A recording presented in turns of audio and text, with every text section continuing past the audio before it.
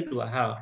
Kalau tadi surat utang itu dapat keuntungan dari administrasi atau bunga ketika surat utang itu berakhir. Kalau yang saham bisa dapat keuntungan dari dua hal. Pertama dari dividen. Jadi dari keuntungan yang dibagikan pada akhir tahun. Kemudian bisa juga saham itu didapat dari selisih harga. Artinya, karena saham itu kepemilikannya jangka panjang, terus saya butuh keuntungan jangka pendek, gimana caranya? Ya jual sahamnya. Jadi kita bisa menjual saham itu kapan saja, walaupun dia instrumen jangka panjang. Jadi dari sisi orang yang mengeluarkan saham itu memang instrumen jangka panjang. Artinya uang itu bisa kita putarkan gitu oleh manajemen perusahaan itu. Tetapi dari sisi kita yang membeli saham tidak mesti menjadi instrumen jangka panjang, itu bisa kita buat menjadi instrumen jangka pendek. Artinya ketika ada keuntungan kita jual saja. Nah, obligasi juga selain mendapatkan keuntungan dari bunga, dia mendapatkan keuntungan dari selisih harga. Artinya begini, misalkan saya membeli obligasi senilai 100 juta dengan bunga 3% per tahun. Artinya saya akan dapat untung kira-kira sekitar 3 juta setahun. Nah, kalau misalkan saya butuh uang sebelum 1 tahun, saya bisa jual itu obligasi itu. Misalkan saya jual ternyata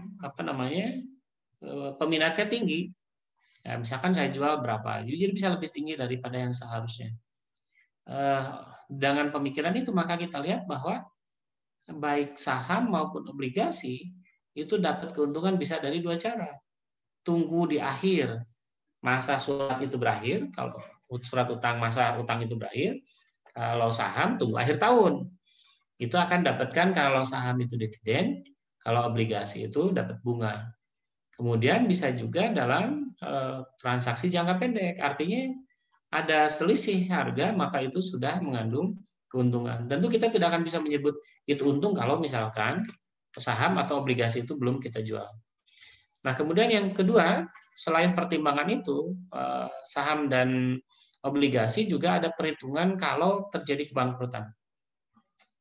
Pada obligasi, kalau terjadi perusahaan bangkrut, dinyatakan bangkrut oleh pengadilan, jadi perusahaan itu bangkrut tidak bisa bangkrut seenaknya aja, saya menyatakan perusahaan saya bangkrut sekarang, nggak bisa gitu.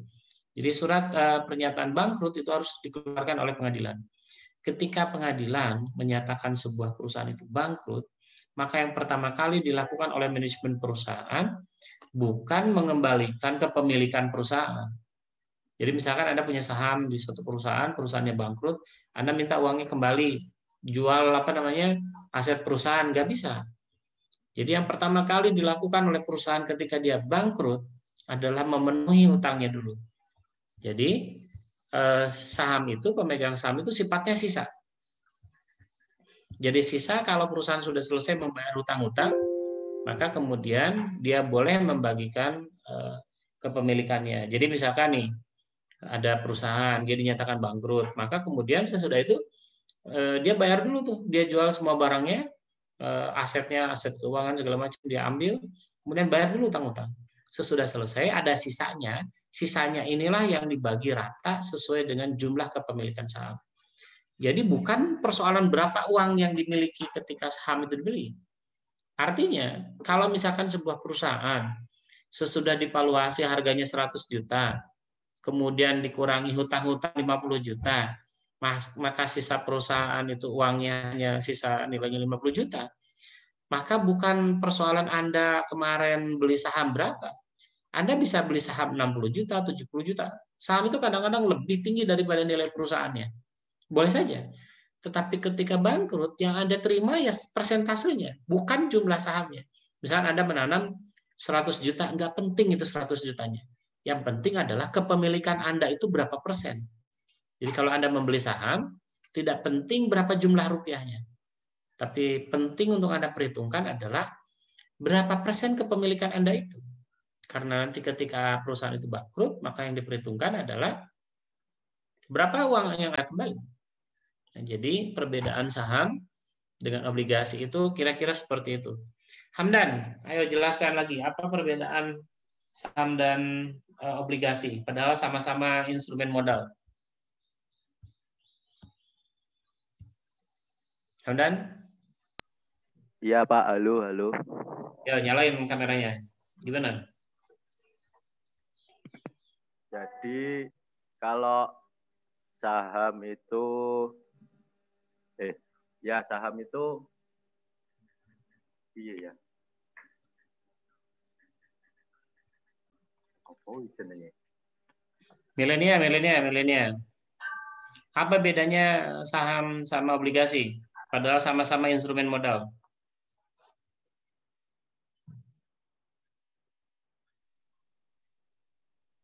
Nah, pertama dari keuntungannya dulu, Pak. Jadi saham Ya. itu kan keuntungannya itu dividen sama capital gain. Nah, sedangkan obligasi itu keuntungannya itu berupa bunga atau dan selisih harga tadi. Oke, Nah, sampai sedangkan situ dulu. Liza. Iya, Apalagi Pak. bedanya, Liza? Apalagi bedanya? Kalau ketika perusahaan bangkrut, itu perusahaan wajib membayar obligasi terlebih dahulu, membayar semua hutangnya terlebih dahulu, baru nanti kalau ada sisa, maka akan dibagikan secara rata kepada pemegang saham sesuai dengan itu persenan kepemilikannya, Pak. Oke, Johan, kira-kira Johan, apa pertimbangan perusahaan menjual saham dan apa pertimbangan perusahaan menjual obligasi? Apa pertimbangannya tadi?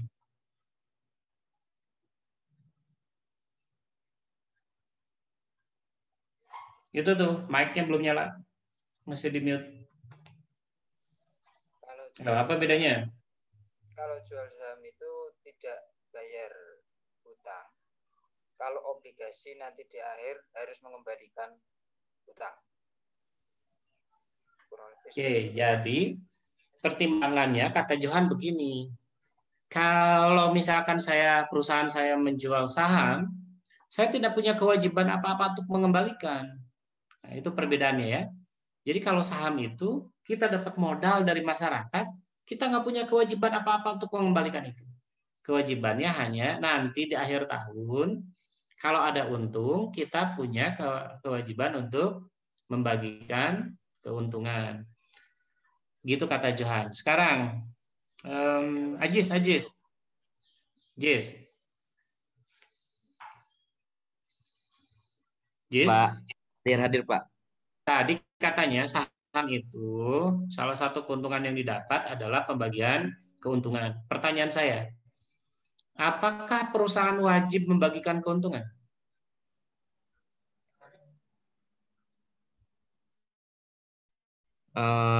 Wajib Pak, cuman di akhir tahun setelah periode tahun tersebut.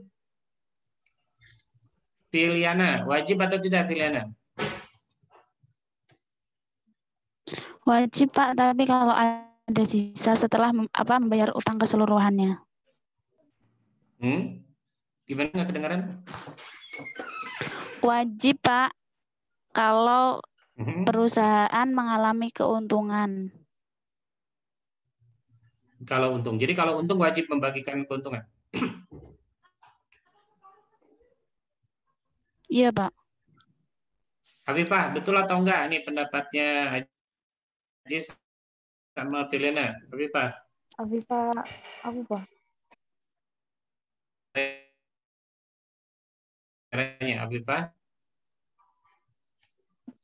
Menurut saya sama Pak kayak mereka. Kalau misalkan untung nanti dibagikan. Oke, itu pertanyaannya saya ganti. Adakah yang beda pendapat dengan Ajis, Filiana, dan Afifah? Ada yang beda pendapat?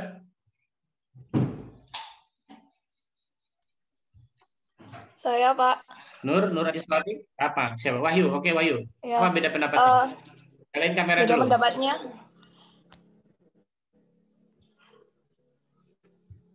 Beda pendapatnya begini, Pak. Kemarin di beberapa mata kuliah itu ada yang menjelaskan kalau dari pihak perusahaan itu biasanya tidak menginginkan adanya pembagian dividen, tetapi untuk pengembangan perusahaan. Sementara kalau dari pemegang saham menuntut untuk adanya pembagian dividen. Nah, berkaitan untuk kewajiban atau tidaknya saya kurang tahu, tapi intinya kalau perusahaan itu merasa butuh untuk mengembangkan usahanya daripada membayarkan dividennya.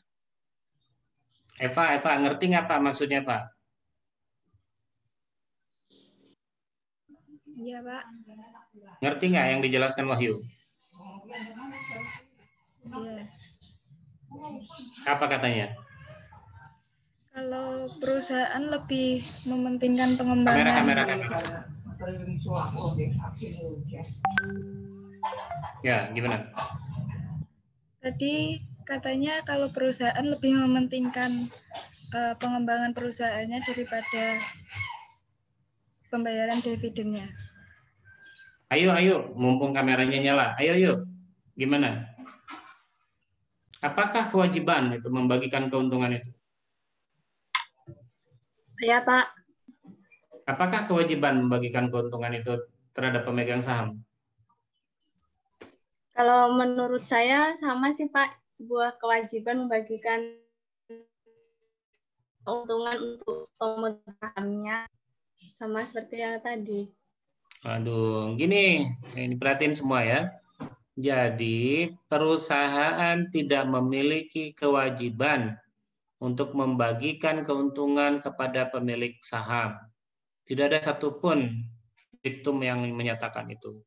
Jadi perusahaan itu seperti yang Wahyu bilang, dia akan mempertimbangkan gitu. Apakah saya akan membagikan keuntungan melalui dividen atau tidak? Nah, kapan dia tidak melakukan pembagian dividen?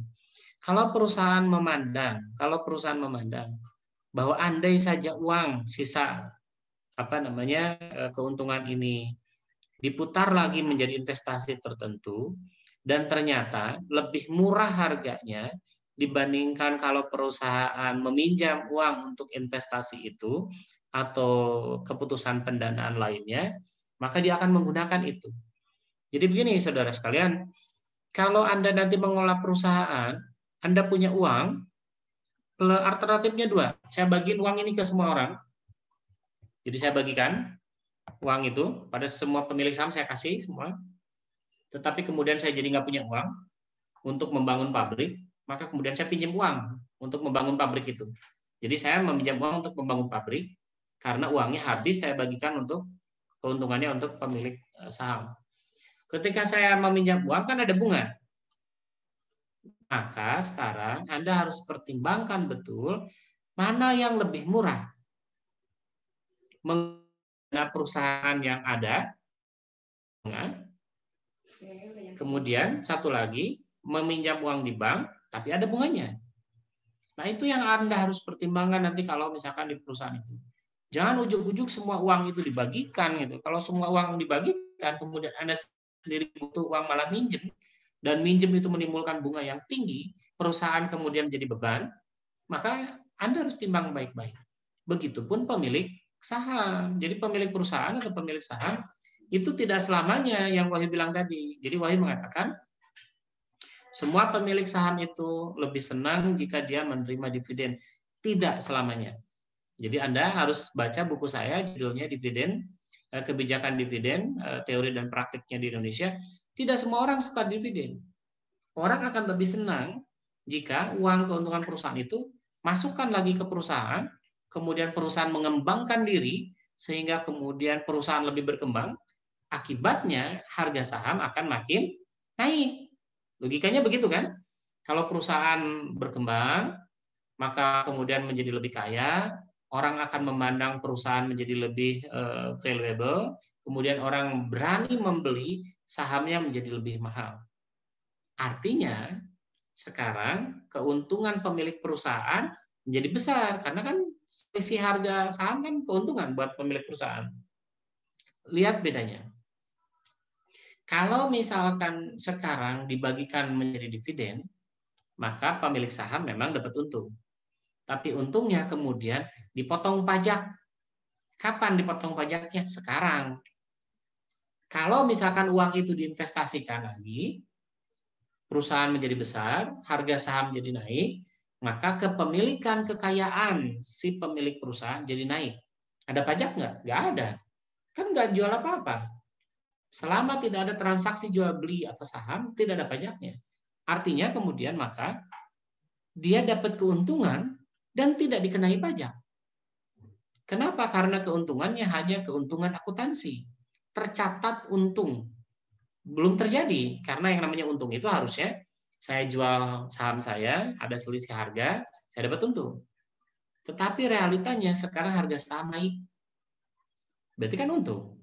Misalkan gini, maksud saya beli rumah saya ini harganya kira-kira dulu sekitar 700 juta. 750 juta lah. Sekarang kira-kira harga satunya itu sekitar 700 juta. Berarti kan harga rumah saya sekarang sekitar 1,5 miliar. Berarti saya dapat untung dong, 750 juta. Tapi saya beneran dapat untung enggak? Belum. Itulah yang disebut sebagai opportunity. Jadi saya dapat untung di masa depan, belum diambil, tapi kan sudah untung. Nah, artinya keuntungan yang belum diambil itu tidak bisa dikenai pajak. Karena pajak itu sifatnya akrual. Begitu terjadi transaksi jual beli, ada pajaknya. Kalau tidak ada transaksi jual beli, tidak ada pajaknya. Artinya bagi pemilik saham memisahkan uang dari keuntungan itu dan kemudian diinvestasikan lagi berefek pada penundaan pembayaran pajak. Artinya untung tuh. Jadi apa yang dikatakan Wahyu tidak sepenuhnya benar. Wahyu mengatakan pemilik saham lebih senang dividen daripada perusahaan berinvestasi ulang. Belum tentu. Ada juga investor yang lebih senang uangnya diputarkan. Banyak perusahaan yang justru memutarkan uang terus-menerus dan nggak pernah membagikan tidak pernah membagikan dividen. Dalam riset saya, sejak bursa berdiri, itu ada sekitar berapa belas perusahaan yang seumur dia menjual saham tidak pernah sekalipun membagikan dividen. Dan fine-fine aja gitu. Jadi relatif. Kenapa kemudian Wahyu mengatakan dividen disukai? Karena sifatnya nyata dan sekarang. Jadi orang mikirnya gini, daripada saya melihat keuntungan di masa depan dari hasil perubahan harga saham yang belum tentu kelihatan dan belum tentu terjadi, lebih baik saya berharap dapat keuntungan sekarang dari dividen. Udah jelas sekarang daripada nanti yang belum tentu itu. Nah, jadi kira-kira begitu. Jadi ada benarnya ketika pertimbangannya adalah saya dapat keuntungan sekarang bukan nanti. Jadi kalau begitu kita lihat ada perbedaan ketika pengambilan keuntungan. Oleh karena itu orang akan punya pertimbangan sendiri tuh. Apakah dia beli obligasi kah atau beli saham? Pertimbangan-pertimbangan ini yang kemudian mendasari orang untuk memilih apakah dia akan melakukan analisis teknikal atau analisis fundamental. Ada satu lagi yang menarik namanya instrumen derivatif. Instrumen derivatif itu adalah instrumen di pasar modal yang sifatnya turunan dari instrumen yang sudah ada. Misalkan instrumen yang ada itu obligasi atau instrumen yang ada itu saham. Nah, turunannya adalah dari saham itu. Misalkan begini. Ntar ada yang masuk dulu.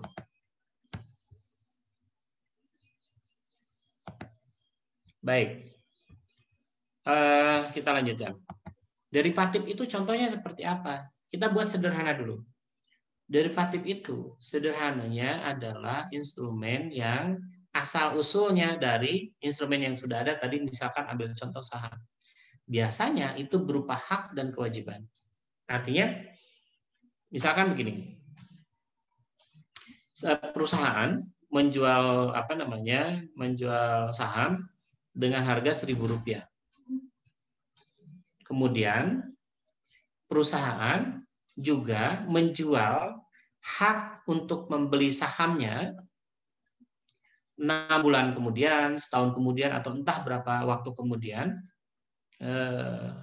tetapi ditentukan sekarang. Seperti Anda pahami tadi, bahwa harga saham itu kan fluktuatif. Nah, ini orang diberi hak untuk membeli sejumlah harga yang dibelinya nanti. Biasanya tentu harganya lebih rendah daripada sekarang. Artinya begini, Misalkan kalau misalkan harga saham sekarang Bank Mandiri Rp1.000, maka haknya nanti misalkan akan dijual pada berapa bulan kemudian biasanya lebih rendah berapa. Haknya sendiri ada harganya. Jadi Anda berhak membeli saham Mandiri setahun yang akan datang Rp1.000. Harga haknya per lembar. Jadi hak untuk membeli satu lembar misalkan Rp10. Jadi artinya nanti Anda ketika setahun yang akan datang itu berhak membeli satu lembar saham Mandiri seharga Rp1.000, kemudian membayar harga untuk hak itu Rp10. Apa untungnya bagi perusahaan? Perusahaan melakukan itu karena perusahaan sudah merencanakan, perencanaannya kan dibuat sekarang, sudah merencanakan bahwa tahun depan itu dia akan membutuhkan uang sebesar sekian. Apa untungnya buat kita pembeli? Untungnya pembeli adalah kita bisa punya rencana yang baik bahwa kita akan bertransaksi setahun yang akan datang dengan harga tertentu. Karena harganya kan bisa saja naik turun. Apa ruginya? Bisa jadi apa harga yang ditentukan Rp1.000 itu ternyata nanti itu setahun yang akan datang harga saham real di lapangan itu ternyata harga saham di pasar itu untuk Bank Mandiri ternyata 900. Berarti ada penurunan harga dari 1.000 ke 900. Bisa juga kemudian harganya naik jadi 1.100. Artinya kemudian orang-orang ini akan berada dalam suatu keadaan di mana harga saham itu bisa naik, bisa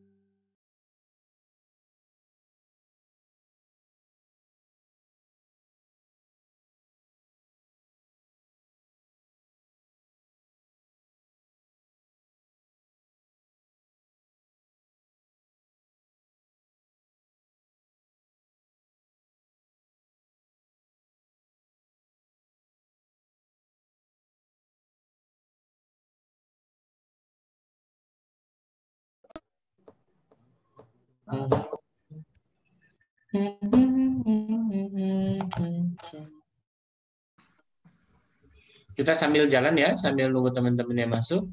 Jadi, karena adanya kemungkinan harga itu naik dan turun, maka Anda yang membeli hak untuk membeli tadi bisa membatalkan. Artinya begini, buat apa misalkan Aziza beli saham itu, mempergunakan hak untuk membeli saham itu, tetapi harganya ternyata lebih murah pada waktu itu. Artinya, misalkan pada waktu itu harga saham Bank Mandiri Rp900 tadi yang saya bilang. Padahal kita membeli hak untuk membeli sebesar 1.000.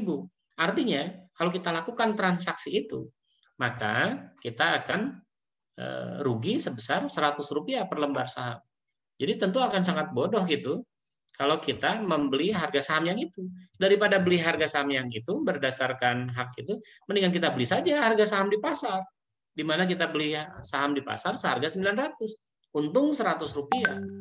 Jadi kalau kita memperhatikan itu, maka ketika kita memperjualbelikan hak terhadap membeli sejumlah instrumen saham tertentu, maka pertimbangan kita adalah apakah kita mendapatkan harga yang lebih baik dari pasar atau tidak. Jadi hak ini yang diperjualbelikan tadi bisa juga kita batalkan untuk tidak kita lakukan. Apa resikonya? Resikonya adalah Anda rugi. Nah, pertanyaannya adalah kenapa rugi? Kenapa kalau kita membatalkan hak ini kita rugi? Hamdan, kenapa kita rugi?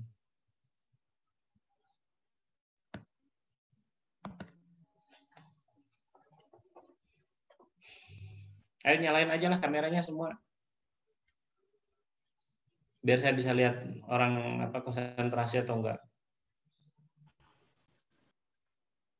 Kalau kita membatalkan hak tadi, karena ternyata harga pasar lebih rendah, kita rugi. Kenapa rugi? Anwar Sadid. Kenapa kita rugi?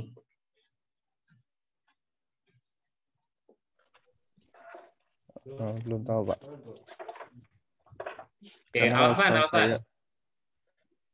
Alvan, kenapa kita rugi? Kalau kita membatalkan hak itu?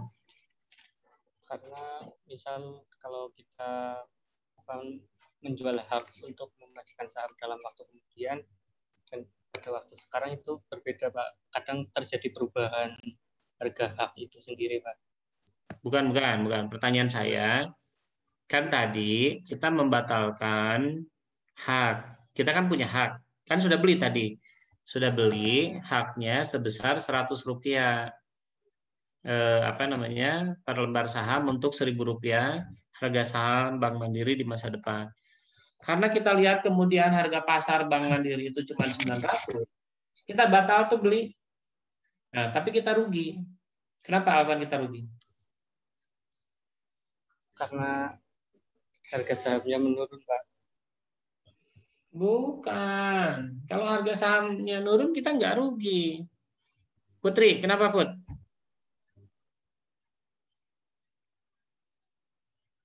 Putri? Ya, Putri. Kenapa kita rugi ketika kita membatalkan itu? Mungkin karena udah beli haknya. Nah, itu dia. Kan haknya dibeli. Berapa rupiah? Kita membeli hak untuk membeli sesuatu di masa depan. Nggak jadi. Kan uangnya udah keluar tuh. Jadi kita rugi. Tetapi di balik kerugian itu, kita menutupi kerugian yang lebih besar. Kalau kita tetap paksa beli, kan rugi Rp100. Kalau kita membatalkan hak, kita rugi Rp10. Artinya, dengan membatalkan kalau kita memaksa melakukan pembelian, kita ruginya jadi lebih besar. Kalau kita hanya membatalkan, kita cuma hilang 10 aja. Daripada kita hilang 100, mendingan hilang Rp10. Paham nggak kira-kira? Alvan, udah paham sekarang? Sudah, Pak. Oke. Jadi, ketika kita membatalkan hak, itu kita memang rugi. Tetapi kita menghindari kerugian yang lebih besar. Itu yang harus dipertimbangkan ketika Anda tertarik untuk memperjualbelikan derivatif. Jadi derivatif itu diperjualbelikan menguntungkan karena resikonya tinggi. Nah, tapi yang jadi masalah hati-hati ketika menggunakan hak itu. Jangan-jangan kalau hak itu kita pergunakan, kita rugi. Dan itu biasanya nggak semata-mata soal saham, itu ada banyak sekali instrumennya. Ada uang, ada barang, segala macam. Jadi misalkan begini, Anwar tadi misalkan usahanya usaha ayam goreng. Ayamnya dibeli dari Amerika. Setuju dengan harga per kilogram itu 50 sen. Kemudian sesudah itu harga kan fluktuatif. Disetujui dengan harga itu. Maka berapapun fluktuatif harganya tetap dibeli dengan harga itu. Nah, itu kalau hak. Kalau yang namanya dia sudah menjual hak berarti dia wajib. Ada bedanya ya. Jadi kalau Bank Mandiri tadi menjual hak untuk membeli $1.000, dia nggak bisa bilang gini, saya nggak jadi deh jual karena saya rugi, nggak boleh. Karena kalau sudah menyatakan memberikan hak, maka dia berkewajiban. Nah, berbeda dengan kalau begini, saya membeli kewajiban untuk membeli saham di masa depan sebanyak 1.000. Nah, ini bedanya begini, Put. Kalau yang tadi itu kita boleh membatalkan. Kalau ini tidak boleh. Jadi kita membeli kewajiban untuk membeli saham Bank Mandiri setahun yang akan datang sebanyak 1.000. Kewajiban itu kita beli dengan harga $10. Biasanya kalau tadi hak $10, maka kewajiban itu lebih tinggi lagi. Biasanya sekitar 15. Kenapa? Karena biasanya untungnya lebih tinggi. Nah, kemudian kalau kita lihat, apapun yang terjadi di masa depan, dia wajib membeli itu. Nah, kenapa kemudian orang mau gitu pada sisi yang kewajiban? Karena biasanya memang prediksinya akan naik. Tentu saja kalau misalnya itu tidak terjadi, Anda akan rugi. Nah, kerugian inilah yang akan kita pertimbangkan ketika kita jual beli di derivatif. Nah, itulah sebabnya kenapa kita menyebut dari tadi ini sebagai pasar modal. Jadi artinya sebetulnya pasar ini adalah alat perusahaan untuk mencari modal berinvestasi. Jadi sesudah dia membuat keputusan investasi, perusahaan kan akan memikirkan kebijakan pendanaan. Pendanaan, tadi kata saya ada 2 jenis. Pendanaan itu ada 2, ada pendanaan internal, ada pendanaan eksternal. Pendanaan internal itu Anda didapatkan dengan cara keuntungan yang tadi Anda dapat perusahaan tahun lalu, jangan dibagikan dividen. Gunakan untuk berinvestasi ulang. Sementara kalau eksternal artinya Anda meminjam pada orang lain atau Anda menjual kepemilikan saham Anda pada orang lain. Kita lanjut. Penjelasan tadi itu kira-kira secara rinci sudah saya tulis di dalam buku saya. Anda bisa baca apa itu obligasi, saham, reksadana, dan derivatif. Nah, kalau misalkan kita perhatikan undang-undang pasar modal, maka ada beberapa faktor yang harus ada. Pertama, di pasar modal itu harus ada kegiatan yang mengandung penawaran umum. Jadi harus ada kegiatan utamanya itu adalah menawarkan sesuatu. Apa yang ditawarkan? Efek. Kemudian harus ada perusahaan yang berkaitan dengan efek yang diterbitkan. Jadi ada perusahaan yang menerbitkan efeknya. Jadi ada efek yang diperjualbelikan, ada perusahaan yang menjual efeknya, kemudian ada lembaga yang mengelola jual beli ini. Dan terakhir, ada orang yang berprofesi jual beli efek. Jadi jual beli efek itu profesi. Artinya dia memang bekerja khusus untuk itu. Mendapatkan biaya hidup dari itu. Saya mohon maaf, ini sakit kepala. Kalau agak ngawur ngajarnya, saya mohon maaf. Nah, berikutnya kita akan ke pasar keuangan. Pasar keuangan dengan pasar modal itu relatif kecil sebetulnya jarak perbedaannya. Tetapi perbedaan mencoloknya terutama pada sisi orang yang terlibat di dalamnya dan kemudian jangka waktu. Kalau pasar modal, namanya modal itu pasti digunakan untuk jangka panjang kan. Kalau pasar keuangan itu jangka pendek. Tapi definisi modal kadang-kadang agak bersimpangan sedikit. Jadi misalnya begini, kita butuh biaya operasional, modal kan? Nah, tetapi bahasanya bukan modal. Tapi itu namanya disebutnya modal kerja. Untuk ini biasanya didapat dari pasar keuangan ini. Yang paling khas di pasar keuangan juga adalah keterlibatan pemerintah. Nah, sementara di pasar modal, keterlibatan pemerintah itu sedikit sekali. Kita perhatikan. Kalau kita lihat pasar keuangan, kita definisikan pasarnya dulu. Kemudian komoditas atau produk yang diperjualbelikan adalah instrumen keuangan. Jadi sederhananya kalau Anda ditanya apa itu pasar modal, apa itu pasar keuangan, sebutkan dulu definisi pasarnya, kemudian sebutnya instrumen yang di pasar modal adalah instrumen kapital, yaitu obligasi, apalagi tadi? Anwar? Obligasi. Anwar? Yang di pasar modal apa aja? Obligasi?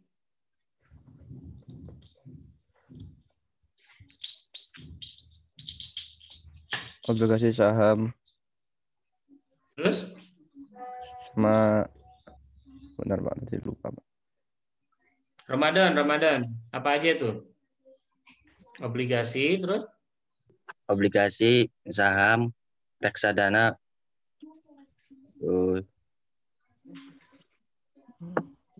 Dela, satu lagi apa Dela?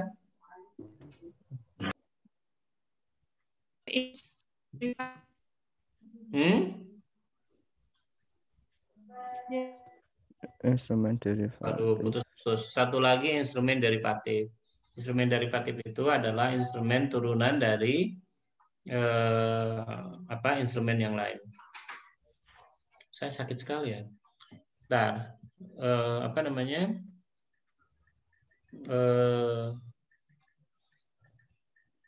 bentar ya. Saya agak demam, nggak konsentrasi. Jadi definisi pasar keuangan itu kita bisa lihat dari dua sisi. Pertama dari sisi kita orang manajemen keuangan. Orang manajemen keuangan itu artinya ada pasar, tempat ya, yang diperdagangkan adalah produk keuangan dan turunannya. Sedangkan untuk secara definisi ekonomi adalah tempat yang mempertemukan pembeli dan penjual yang memperdagangkan produk keuangan. Mirip-mirip bahasanya tetapi menjadi agak berbeda karena kalau di pasar keuangan versi ilmu ekonomi itu harus ada tempatnya real. Sementara pasar keuangan dalam versi kita orang keuangan, tempatnya tidak penting, tidak perlu ada, tidak betul-betul berdiri, ada kelihatan. Nah, kalau kita lihat jual beli di pasar keuangan itu kira-kira yang paling pokok sering diperjualbelikan itu adalah surat sertifikat Bank Indonesia. Yang satu lagi adalah surat berharga pasar uang. Apa bedanya? Jadi kalau SBI tentu saja dia yang mengeluarkan adalah Bank Indonesia. Sedangkan kalau SBPU yang mengeluarkan adalah bank. Kenapa dikeluarkan? Buat apa mereka mengeluarkan itu? Nah, ini pertanyaan penting ini. Kalau tadi kan di pasar modal, perusahaan-perusahaan mengeluarkan saham, obligasi, tujuannya adalah mencari modal, mencari dana untuk kepentingan keputusan pendanaan agar dia bisa menutupi keputusan investasinya. Nah, sekarang pertanyaan saya, kenapa Bank Indonesia dan Bank Umum itu mengeluarkan sertifikat bank? Apa tujuannya kira-kira? Maulana Rizka. Apa tujuannya? Mungkin kalau untuk Bank Indonesia itu bisa salah satu menjadi kebijakan untuk menekan inflasi atau mengurangi jumlah uang yang beredar. Bagaimana caranya? Bagaimana apa hubungannya SBI dengan mengurangi jumlah uang beredar? Karena ketika uang di masyarakat itu banyak, Bank Indonesia mengeluarkan SBI, masyarakat itu yang kelebihan dana itu akan membeli SBI itu. Nah, benar. Jadi apa yang dikatakan Maulana itu betul. Jadi begini. Jadi sertifikat Bank Indonesia itu dikeluarkan ketika dana masyarakat itu berlebih. Jadi ketika dana masyarakat berlebih, Bank Indonesia butuh agar uang yang beredar di masyarakat itu menurun. Gimana caranya? Nah, dijuallah sertifikat Bank Indonesia. Kenapa orang membeli sertifikat Bank Indonesia? Pasti. Untungnya sudah pasti. Nggak akan hilang. Kan yang menjamin Bank Indonesia. Banknya bank gitu. Kalau kalau Bank BNI bangkrut, BCA bangkrut, siapa yang nanggung itu kebangkrutan? Yang ditanggung itu nggak seberapa. Jadi kalau Anda punya uang 200 miliar, disimpan di Bank BCA, terus banknya nggak sanggup bayar, yang ditanggung pemerintah kan cuma berapa? 2,5 miliar sekarang itu kalau nggak salah. Sisa uangnya kan hilang. Tapi kalau Anda nabung di Bank Indonesia, coba bayangin gitu kalimatnya di kepala Anda. Menabung di Bank Indonesia, terjamin sekali. Karena itu artinya yang menjaminnya Bank Indonesia. Artinya, selama Republik berdiri, selama Republik Indonesia berdiri, Bank Indonesia kan akan tetap ada. Artinya jaminannya tinggi sekali. Nah, jadi orang yang kelebihan dana itu kemudian diserap tuh sama Bank Indonesia uangnya. Biar kemudian mereka menabung di Bank Indonesia. Tapi kalimatnya tentu tidak ada istilah menabung di Bank Indonesia. Yang ada adalah membeli sertifikat Bank Indonesia. Sebaliknya dengan itu, maka kemudian ada surat sertifikat juga yang dibuat oleh Bank Umum. Pertanyaannya sekarang, Aziza, Kira-kira apa itu tujuannya bank umum itu menerbitkan itu?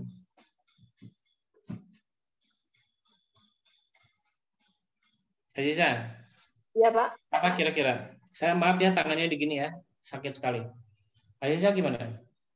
Untuk meningkatkan likuiditas bank umum. Dan untuk Oke, dari sisi bank umum, betul jawaban Aziza. Dari sisi bank umum, yang dia lakukan ketika dia menerbitkan SPBU itu adalah untuk meningkatkan likuiditasnya. Jadi likuiditas itu artinya banyaknya uang beredar di bank itu. Jadi uang itu ada uang cash di bank itu berapa rupiah. Nah, itu kan jangka pendek kan, likuiditas itu apa rasio jangka pendek. Jadi bank itu butuh meningkatkan likuiditas banknya agar dia apa? Pertanyaannya kan itu. Kenapa dia harus meningkatkan likuiditasnya? Ayo berikutnya. Nur Anjaswati. Kenapa bank harus meningkatkan likuiditasnya? Nur,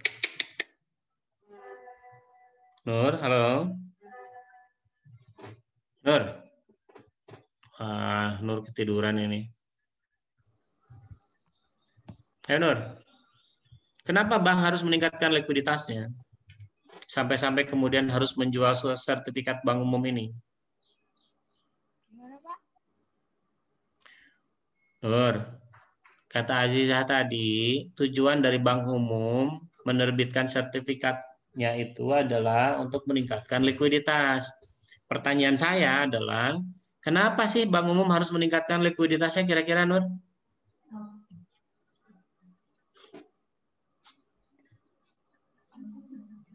Untuk mengendalikan moneter.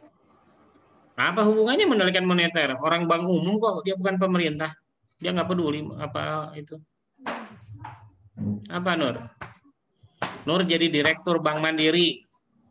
Kemudian sebagai direktur Bank Mandiri, Nur kemudian menerbitkan sertifikat itu tuh bank umum itu. Kata Aziza tujuannya meningkatkan likuiditas. Pertanyaannya sekarang, kenapa Nur sebagai direktur Bank Mandiri harus meningkatkan likuiditas?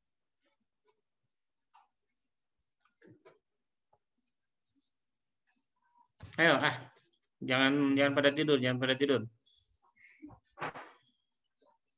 Siapa yang belum ditanya ini? Rahmat Alvindi. Mat, halo? Iya, Pak. Kenapa, Mat? Rahmat diangkat, misalkan saya presiden nih, Rahmat diangkat jadi direktur utama Bank BSM. Terus sebagai direktur utamanya memutuskan, saya akan jual sertifikat bank itu untuk meningkatkan likuiditas. Pertanyaannya, kenapa Rahmat harus jual sertifikat itu untuk meningkatkan likuiditas? Ayo, Mas. Mungkin supaya cepat berkembang, Pak. Kenapa? Apa hubungannya cepat berkembang, Mat? Ayo, Mat, jawab yang bagus, Mat.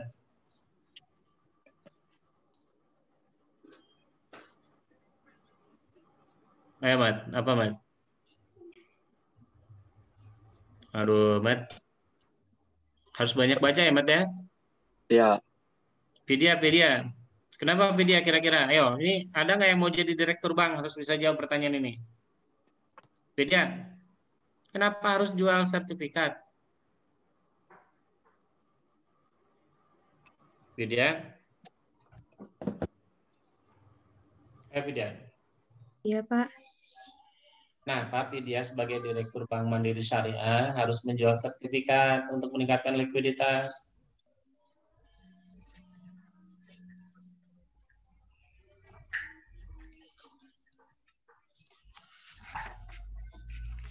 Ayo, menjaga kepercayaan masyarakat nih, Pak.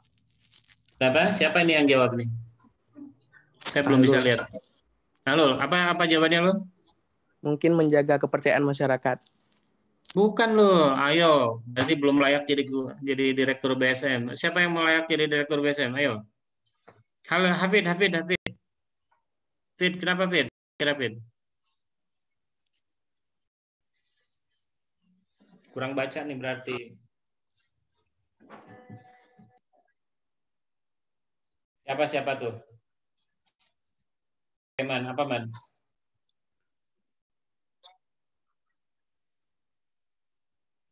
Itu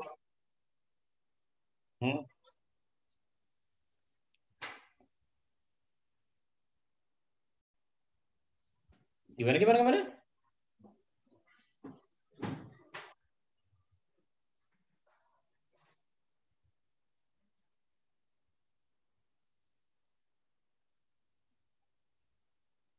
Oh. Bukan, Man, salah, Man. Ganti orang. Napiah. Napiah, ayo. Mungkin untuk apa ya, Pak? Belum tahu, Pak. Aduh, kan tadi udah dijelaskan sama temennya di awal. Sertifikat itu katanya gunanya untuk meningkatkan likuiditas. Pertanyaannya, kenapa harus untuk meningkatkan likuiditas itu menerbitkan sertifikat ini? Itu yang belum dijawab itu. Pak Aziz, izin Pak jawab. Ayo Jis, gimana Jis? Mungkin untuk menjaga stabilitas bank tersebut, karena selain dari keuntungan, bank tersebut juga memiliki kewajiban untuk membayar deposit atau tabungan kepada nasabahnya. Seperti itu, Pak. Gini, saya jadi makin sakit kepala saya. Gini, saudara sekalian, bank itu dapat uang itu dari mana? Dari minjemin duit. Oke ya. Sederhana aja mikirnya, jangan ribet-ribet. Bank punya uang dengan cara meminjamkan uang. Masalahnya, bank punya uang enggak? Itu yang jadi masalah. Bank itu enggak selamanya punya uang. Kenapa dia enggak punya uang? Uangnya udah dipinjemin gitu. Ngerti nggak? Saya nih jadi direktur bank. Bank saya tuh udah saya pinjemin ke sini.